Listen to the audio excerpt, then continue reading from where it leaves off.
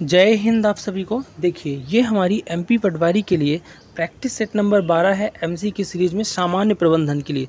प्रबंधन जो कि नया सब्जेक्ट जुड़ा हुआ है संयुक्त भर्ती परीक्षा व्यापम सब ग्रुप 2 के कारण, जो ग्रुप 4 की है। तो सामान्य प्रबंधन के हम यहाँ पे 11 प्रैक्टिस सेट करा चुके हैं, जो आपको हमारे चैनल की प्लेलिस्ट में मिल जाएगा। आज के बार में प्रैक्टिस सेट सेगमेंट में एमपी पटवारी के हम उन क्वेश्चनों को देखने वाले हैं जो प्रीवियस ईयर में या तो पूछे गए हैं या इस बार आने की एक्सपेक्टेड क्वेश्चंस हैं, मोस्ट एक्सपेक्टेड। तो वीडियो को शुरू से अंत तक देखना है और टॉप 25 क्वेश्चनों को आज हम देखेंगे प्रैक्टिस सेट नंबर 12 में। पहले क्वेश्चन को देखते हैं। पहला क्वेश्चन कह रहा है कि मानव संसाधन प्रबंधन का निम्न में से कौन सा प्रकार भविष्य मानव संसाधन आवश्यकताओं को पहचानने और कार्मिक जरूरतों को पूर्वानुमान संबंधित करता है। तो याद रखिएगा, ये जो चीज़ें होती हैं नियोजन के तहत होती है। नियोजन का मतलब होता है क्या, हिंदी में बोले तो प्लानिंग। क्या होता है? प्लानिंग, प्लान बनाना। तो प्लान बनाना क्या होता है? भविष्य का अनुमान। प्लान बना रहे हो मतलब भविष्य का अनुमान लगा रहे हो, क्या फाइल होगा, क्या अच्छा होगा। तो इसका राइट आंसर हो जाएगा प्लानिंग, हो जाएगा नियोजन। एक सेकंड, दूसरा क्वेश्चन देखेंगे कि तलपट में यदि मजदूरी को वेतन के साथ जोड़ दिया जाए और इसे वेतन और मजदूरी के रूप में दिखाया जाए तो वह डॉट डॉट में अभिलेखित होती है। तो मजदूरी को अगर वेतन के साथ जोड़ के दिखाया जाए तलपट में तो होता क्या है? तो ये लाभ और हानि खाते की तरह गणना होती है इसकी। किसकी तरह? लाभ और हानि खाते की तरह। ठीक है। तीसरा क्वेश्चन आपके सामने है कि इनमें से अनुकरण अभ्यासों के किस प्रकार में प्रशिक्षुओं को विभिन्न तल में विभाजित किया जाता है और अनुकरणीय बाजार प्रतिस्पर्धी फर्मों में भूमिका निभाने को कहा जाता है। देखो, इसमें से एक जो आपका व्यापार का खेल है, यानी व्यापार बिजनेस गेम है ना, उसमें क्या होता है कि जितने भी आपके कर्मचारी रहेंगे उनको आप प्रशिक्षण दोगे और अलग अलग डिपार्टमेंट इनको दे दोगे। कोई एचआर डिपार्टमेंट में, कोई मार्केटिंग, कोई फाइनेंस, है ना। तो ये चीज़ें जो है ना व्यापार का खेल है, बिजनेस गेम। ठीक है। अगला है कि प्रबलीकरण सिद्धांत किस पर आधारित है।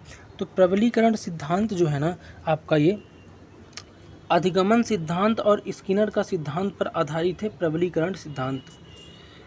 अगला क्वेश्चन देखेंगे, तुलन पत्र जिसको आप बैलेंस शीट भी बोलते हो, इसमें लेखांकन समीकरण डॉट डॉट पर आधारित है। तो लेखांकन समीकरण जो होता है बैलेंस शीट पर, वो होता है आपका परिसंपत्ति बराबर देनदारियों पर पूंजी। ये हो जाएगा आपका ऑप्शन नंबर 1 राइट आंसर, परिसंपत्ति बराबर देनदारियां प्लस पूंजी।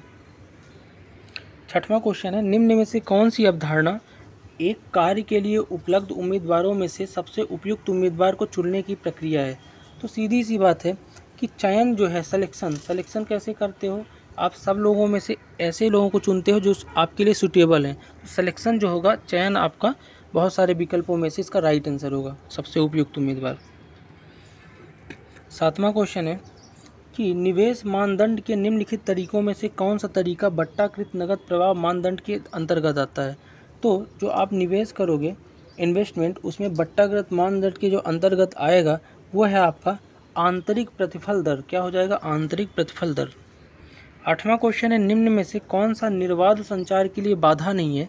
तो निर्बाध संचार के लिए बाधा जो इसमें से नहीं है, ये आपका उचित योजना।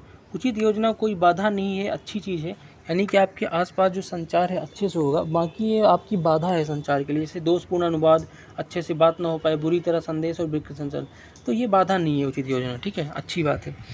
अगला है, निम्न में से कौन सा तलपट का उद्देश्य नहीं है। तलपट का इसमें से उद्देश्य जो नहीं होगा वो व्यवसाय की लाभ प्राप्तता का आकलन करना, इसका कोई उद्देश्य नहीं है, बाकी इसके उद्देश्य हैं। अगला क्वेश्चन है 10वां, एक कंपनी ने शेयर धारकों के लिए लाभांश के रूप में नगद 2 लाख रुपए घोषित करने का निर्णय लिया। यह डॉट डॉट के अंतर्गत नकदी बंटवारा के नकदी प्रवाह विवरण में परिलक्षित होगा। कहने का मतलब कंपनी जो है अपने शेयर धारकों के लिए लाभांश 2 लाख रुपए घोषित कर दी है। तो किसमें गणना होगी इसकी? तो इसकी गणना वित्तीय गतिविधि में होगी। किसमें होगी? वित्तीय गतिविधि में।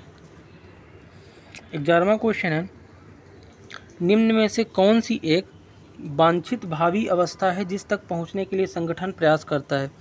तो इसमें से आपका जो लक्ष्य है ना, एक वांछित भावी, यानी टारगेट ही बनाओगे, आपका एक टारगेट सेट करोगे और वहां तक पहुंचने की कोशिश करोगे। कोई भी कंपनी हो तो लक्ष्य ही तो आपका चाहा हुआ अवस्था होगी भविष्य की। तो लक्ष्य इसका राइट आंसर होगा। अगला है, इनमें से किस कर्मचारी स्टॉक योजना में कंपनी कर्मचारियों को एक भविष्य निधि पर शेयर लेने का विकल्प प्रदान करती है। तो कंपनी कर्मचारियों को भविष्य निधि पर जो शेयर लेने के वो करती है वो है कर्मचारी स्टॉक विकल्प अधियोजना, यानी कर्मचारी अपने कंपनी में भविष्य के लिए शेयर ले सकते हैं। ठीक है।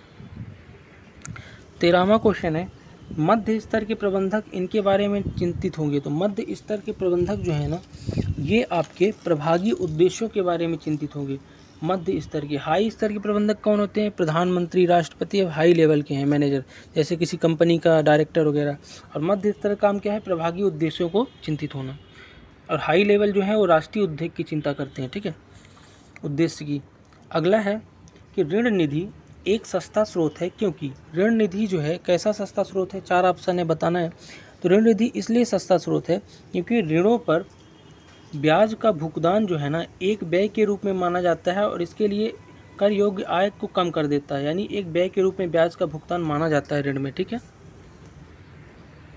अगला है कि जब व्यापार का मालिक अपने निजी प्रयोग के लिए व्यापार से धन वस्तुओं को निकालता है, इसे क्या कहलाता है? मान लीजिए आपकी किराने की दुकान है, आप अपने निजी उपयोग के लिए या तो पैसे ले लो किराने के गल्ले से या फिर कोई सामान ले लो अपने निजी उपयोग के लिए, तो कहलाता क्या है ये?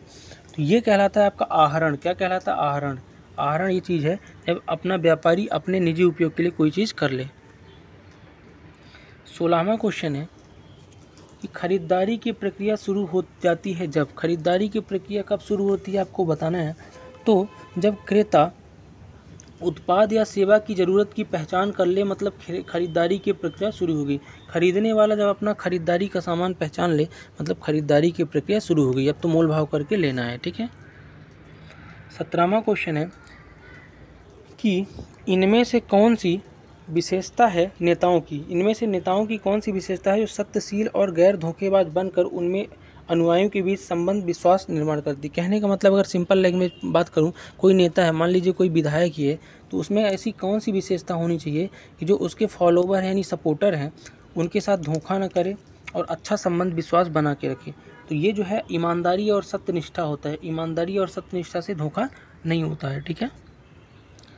18वां क्वेश्चन देखेंगे कि एक सीपीयू के प्रमुख घटक क्या है? कंप्यूटर का क्वेश्चन आ गया है, तो सेंट्रल प्रोसेसिंग यूनिट जो है सीपीयू, इसके प्रमुख घटक हो जाएंगे आपके नियंत्रण इकाई, रजिस्टर सेट और अंकगणित तर्क इकाई। ठीक है। 19वां एक सेकंड 19वां क्वेश्चन है, एक ग्राहक से अशोध ऋण जिसको आप बेड डेब्ट वसूला गया है, यह क्या है? तो ग्राहक से अगर आप ऋण ले रहे हो, वसूल रहे हो बेड डेब्ट की तरह, तो ये होता क्या है? तो ये जो है ना लाभ और हानि के खाते में जमा किया जाता है। कहाँ जमा किया जाता है? बेड डेब्ट यानी अशोध ऋण लाभ और हानि के खाते में। 20वां क्वेश्चन है, निम्नलिखित में से कौन सा कथन सही नहीं है, सत्य नहीं है, ये बताना है।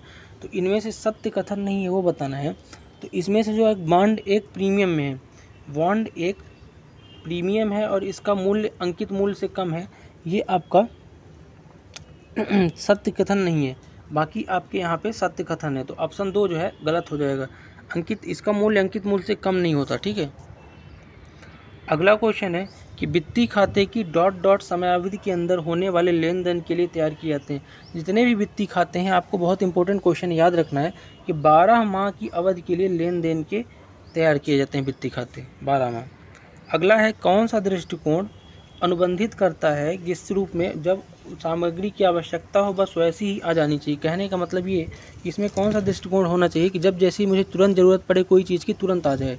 तो ये जो है ना आपका JIT यानी सही समय प्रणाली होती है, जिसको JIT का फुल फॉर्म क्या होता है? Just in time. क्या होता है? Just in time. मान लो आप किराना खोल लो, आपके यहाँ स्टॉक खत्म हो गया, सामने वाला जो होल सेलर है जैसे ही खत्म हो तैसे ही पहुँचा दे, उसको JIT बोलते हैं, जस्ट इन टाइम, सही समय पर प्रणाली। 23वां क्वेश्चन देखेंगे कि संगठन में प्राधिकरण के 3 मुख्य प्रकार कौन से हैं? तो संगठन में प्राधिकरण के जो 3 मुख्य प्रकार होते हैं आपके, वो होते हैं, एक सेकंड, हाँ, लाइन स्टाफ और प्रक्रियात्मक, यानी ऑप्शन नंबर 4 राइट आंसर हो जाएगा, लाइन स्टाफ और प्रक्रियात्मक। 24वां क्वेश्चन देखेंगे कि व्यापार की कुल चालू परिसंपत्ति में निवेशित पूंजी को डॉट डॉट के रूप में जाना जाता है। व्यापार में जो चालू परिसंपत्ति है उसमें आप निवेश पूंजी किए हो, इसको किस रूप में जानोगे? तो उसको आप सकल कार्यशील पूंजी के रूप में जानेंगे। किस रूप में जानेंगे? सकल कार्यशील पूंजी के रूप में, जो भी चालू परिसंपत्ति लगाए हैं। ठीक है। आज का लास्ट क्वेश्चन देखेंगे कि किस दृष्टिकोण का ये तर्क था कि व्यवसाय प्रतिष्ठान का बाजार मूल्य पूंजी संरचना को बिल्कुल भी प्रभावित नहीं करेगा।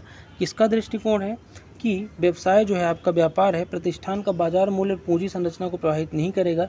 तो ये आपका हो जाएगा निवल आय दृष्टिकोण। निवल आय दृष्टिकोण का यही मानना है कि बाजार के प्रतिष्ठान मूल्य से पूंजी संरचना प्रभावित नहीं होगी। ठीक है, तो ये थे टॉप 25 क्वेश्चन आज का MP पटवारी के प्रैक्टिस सेट नंबर 12 में सामान्य प्रबंधन के।